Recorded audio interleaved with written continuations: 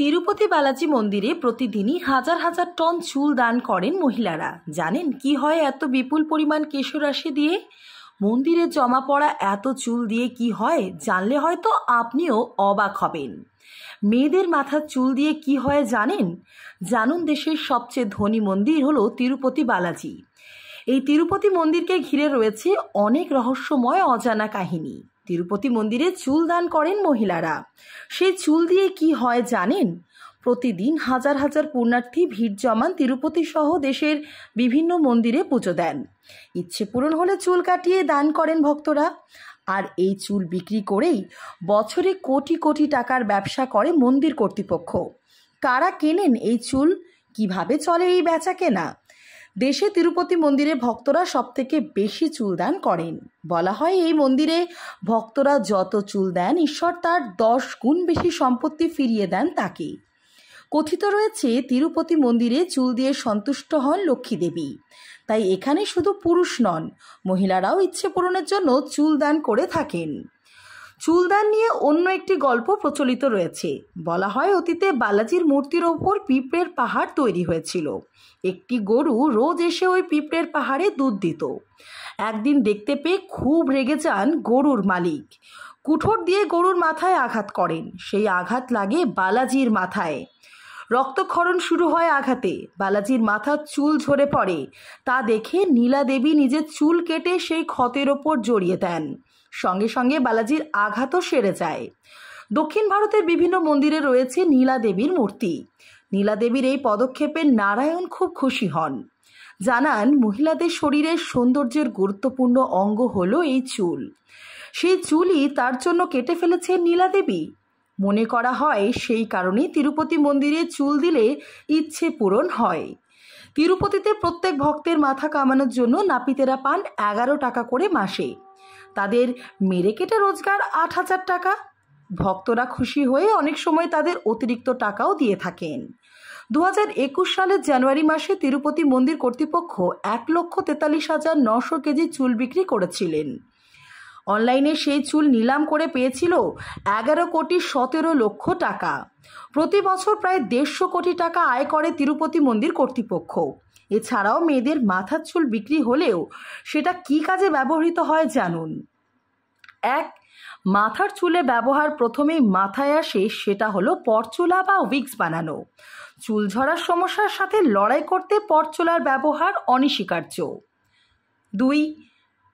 Cosmetics বা makeup শিল্পেও এই চুল প্রচুর পরিমাণে ব্যবহার করা হয়ে থাকে।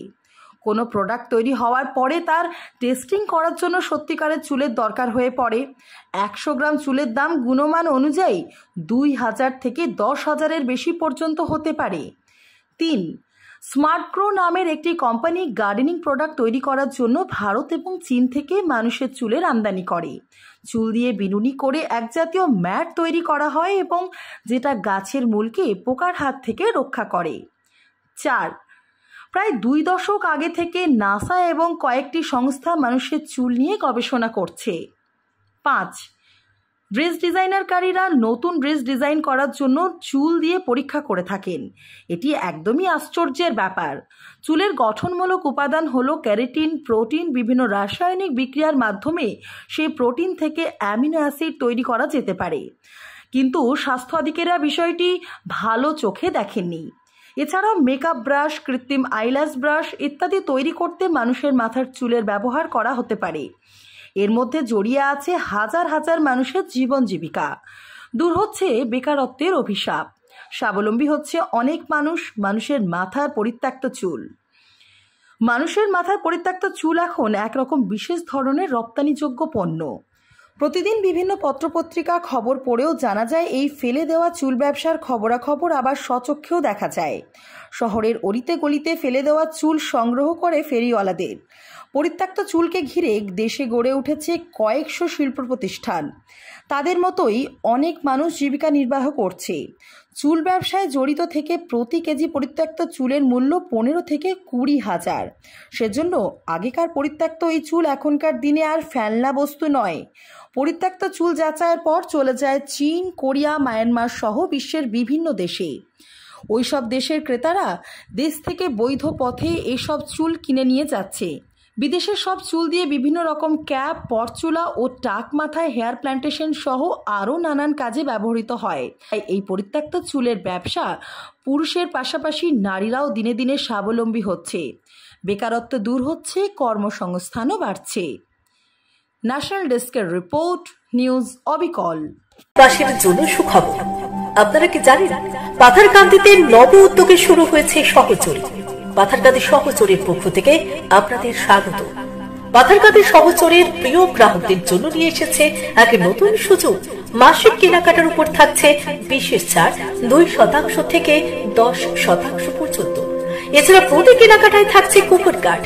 এই কুপন কার্ডের মাধ্যমে পেতে পারেন TV, fridge, washing machine, mixer grinder, trolley bag, ladies bag, electric kettle, induction, গ্যাসের চুলা, nonstick pan, flask, tiffin box, ছাতা সহ আরো অন্যান্য নানান ধরনের উপহার। এই বিশেষ সুযোগের সুবিধা পাবেন প্রতি মাসের 1 তারিখ থেকে 7 তারিখ পর্যন্ত। তাই সুবর্ণ সুযোগকে কাজে লাগিয়ে মাসিক বাজার সহচরী থেকে করুন টাকা সাশ্রয়। মনে রাখবেন, সহচরীতে আপনি সবকিছুই পাচ্ছেন ন্যায্য মূল্যে, তার উপর পাচ্ছেন অফার। তাই আর দেরি না করে আজই চলে আসুন সহচরীতে।